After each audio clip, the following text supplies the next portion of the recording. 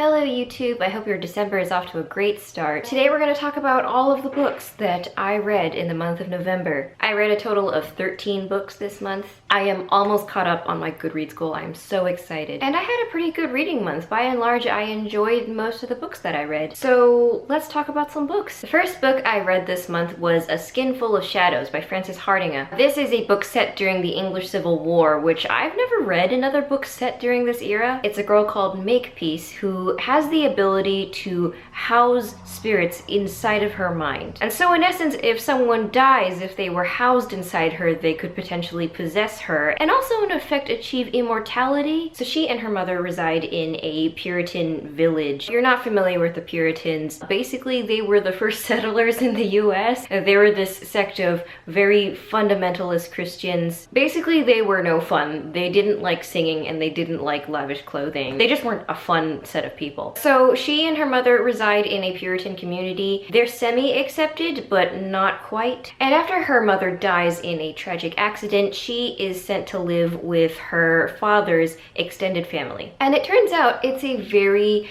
dysfunctional family. Without giving too much away, this side of her family wants to harness this ability of hers. And the way this plays out is very creepy and very messed up. And Makepeace has to grow from this really meek character who doesn't stand out to someone who is very resourceful and good at getting out of very dangerous situations. And her character development is really amazing to watch, but I feel like I'm gonna spoil too much if I talk more about it, so I highly recommend you read this book. It was very good. It was just a really nice mix of historical fiction and fantasy, and also it makes me want to read more of Frances Hardinge's books. I gave this 4.5 stars on Goodreads. The next book I read in November was The Twisted Tree by Rachel Burge. If you recall, I met Rachel Burge at Yelk and she very kindly signed this copy for me. This book is kind of fantasy horror that involves the Norse pantheon. It's about a girl called Martha who, after falling from a tree one day, loses sight in one eye, but also gains the ability to sense people's memories by touching their clothing. And it's also a very layered ability. Different fabrics apparently reveal different types of memories. But of course, the loss of one eye is already a very Odinic theme. So Martha goes to visit her grandmother in Norway to get some answers about her power. But then she discovers that her grandmother is already dead, and there's a random goth boy living in her grandmother's cottage. So she has to grapple with her grandmother's untimely death and also deal with these dark creatures that are attacking nearby residents and also might potentially attack her. And in the process, she discovers how the women in her family are deeply intertwined with the Norse gods. I like this book's atmosphere. It was very ghostly, but also very wintry at the same time, and also very fantastical. But also it was a really good story about self-acceptance. The one thing I would say is that the love interest wasn't particularly compelling to me. I didn't hate him, but I also didn't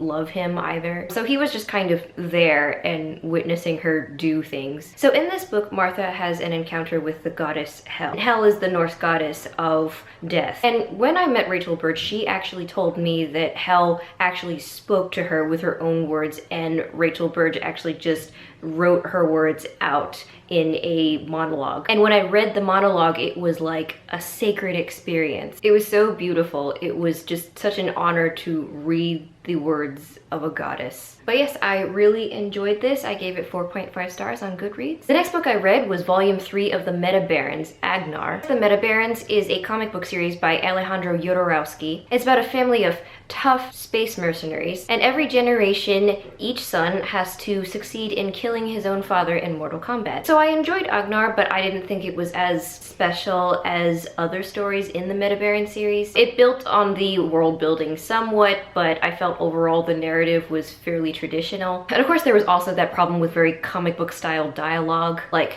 I need to kill you. No, you can't kill me that way. Did you know that I have lots of H-bombs strapped to my armor so you can't kill me because otherwise you'll detonate them and explode everything? It's like, oh, whoa, wow. You didn't mention that before. So random mentions of things that were never addressed before in the story but are suddenly introduced to make plot happen. So it was okay, one of the weaker ones in the series in my mind, but I'm really looking forward to reading the next books in this series. The next 2 books I read in November were the first 2 volumes of Heartstopper by Alice Oseman. It's about 2 boys called Charlie and Nick. Charlie is a gay teenager and he meets this boy called Nick and they form a fast friendship. And of course that friendship then then evolves into something a bit more. I forgot to mention, these are both graphic novels, and because of the nature of the medium, these were both really quick reads. I think I read both of them in about 1 or 2 hours in foils. I think I gave them both 4 stars on Goodreads. I mean, they were good, cute, solid graphic novel reads. Next up on my list is Golden Sun by Pierce Brown. This is the sequel to Red Rising in the Red Rising trilogy. This series is about a futuristic society, mostly on Mars, and in this world, society has been divided into several color-coded castes. The main character, Darrow, is from the Red caste, so the lowest caste, and Darrow gets involved with this conspiracy that brings him up to the highest caste, the Gold caste, and there he becomes the main playing piece to bring down this social order. I thought the first book was fine, it was okay. It was basically Hunger Games in space to me, but this book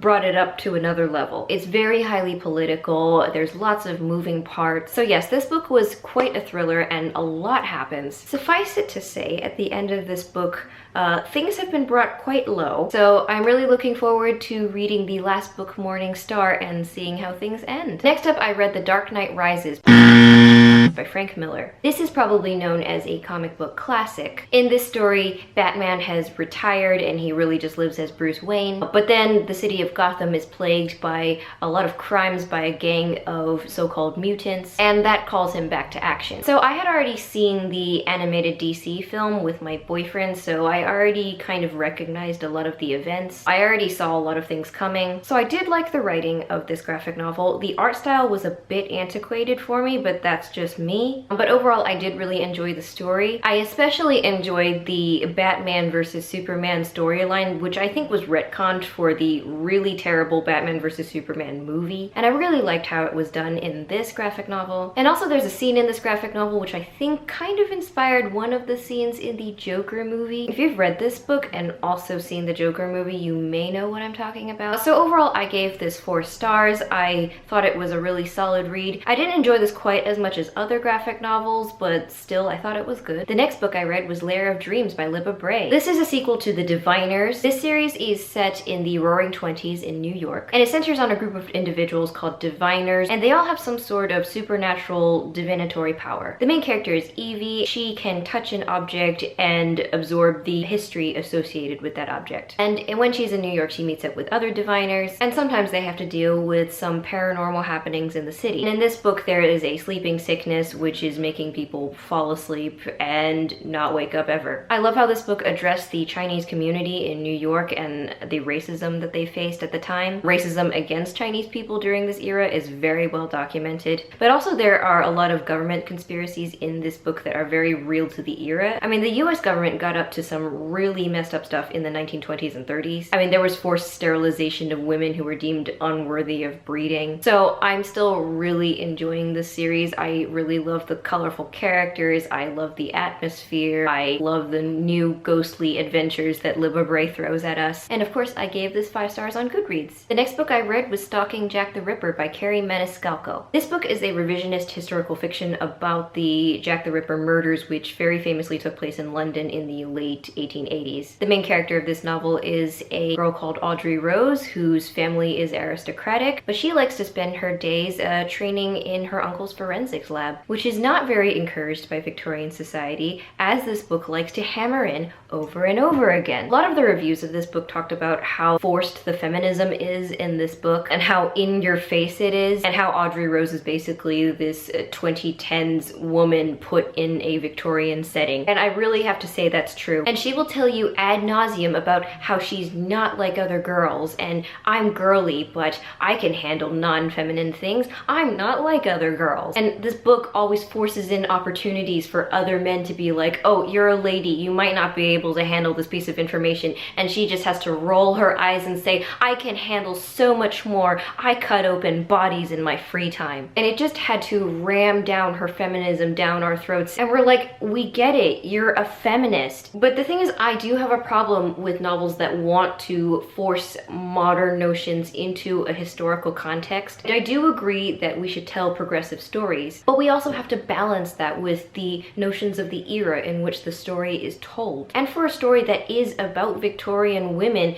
there's not a lot of very good research on Victorian women in this story. And for a story about women, there's not a lot of very strong women in the story apart from her. One review I read on Goodreads actually notes that the other women in this story are sort of made to look worse in order to make Audrey Rose look better. And it didn't even seem like Carrie Maniscalco researched enough about life of women in the Victorian era, even though this is a story about women's hardships. There's a scene where Audrey Rose is encouraged to wear eye makeup, even though eye makeup was really such a no-no, especially for upper class women. It's a little thing, but it's the little things that add to the authenticity of your story. And this is supposed to be a detective story, but there isn't much detectiving that's done. All of the clues about the mystery just kind of fall into her lap. Like, everything is just so convenient for her, like detectiving and even her being able to get freedom from her family, which is so not that easy, especially if you're an aristocrat like her. And Thomas Cresswell, the romantic interest in this story, I really was not rooting for him when I first met him. He's so mean and condescending, and I'm like, why would you even like someone like this? I actually have a lot of thoughts about this story, and I actually want to put all of them in a separate review video. I still found this book entertaining, and I'm probably going to read the next book, Hunting Prince Dracula, mostly because I want more vampires in my life. But I found the first book kind of underwhelming, so I'm hoping it improves, and if it doesn't improve, then I'm not going to continue with the series. By the way, I forgot to mention that I was doing Tome Topple Readathon this month. So Lair of Dreams was the first book I finished for Tome Topple. And then I took a break and I read Stalking Jack the Ripper. So the next book I read in November and for Tome Topple Readathon was The Luminaries by Aghnar Catton. So The Luminaries takes place in 1860s New Zealand during the gold rush there. So the book starts with a man called Walter Moody who has arrived in New Zealand from the UK, and he's looking to make his fortune digging for gold. And he stumbles upon 12 men who are gathered together in conspiracy. This conspiracy involves a mystery of missing gold. Beyond that, it's really hard to talk about what happens in this book because it's all really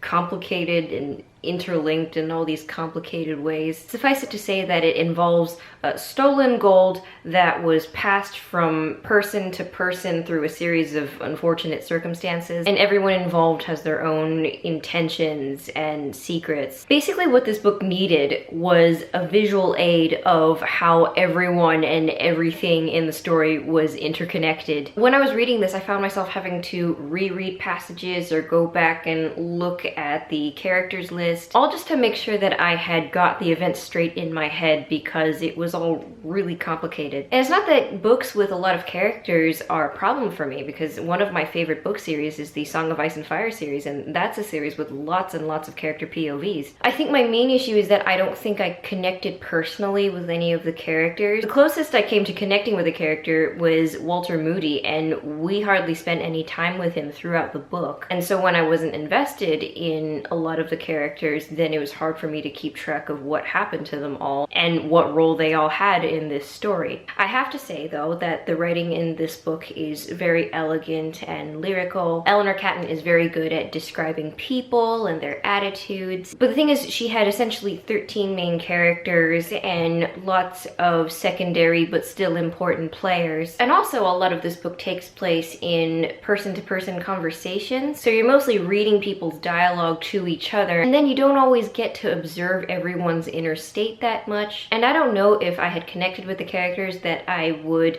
be more invested in the story and not found it so complicated. But it is what it is. I spent a lot of this book trying to keep people straight and trying to keep events straight. And I really wanted to like this book. I mean, it's very artfully written and it's very cleverly structured. Astrology and different astrological events are a big motif in this book. So chapters will have names like Midnight Dawns in Scorpio or Mars in Sagittarius. And they're supposed to reflect what is going on in the chapters because astrological events are very connected to what happens on Earth. But as cool as that is, I'm not sure how much that added to the story, because if you weren't an astrology buff, then you probably wouldn't know how it was supposed to be connected, why it was so important that astrological events are supposed to affect what happens in the story. I wanted to like it more than I did. I appreciated certain aspects of it, but other than that, it was just okay. I gave this 2.5 stars on Goodreads. So the next book I read in November and also in Tome Topple Readathon was Discovery of Witches by Deborah Harkness. So I went on Goodreads, and while some people loved this book, other people just really hated it. It was always complaints about the romance or the pacing. Personally,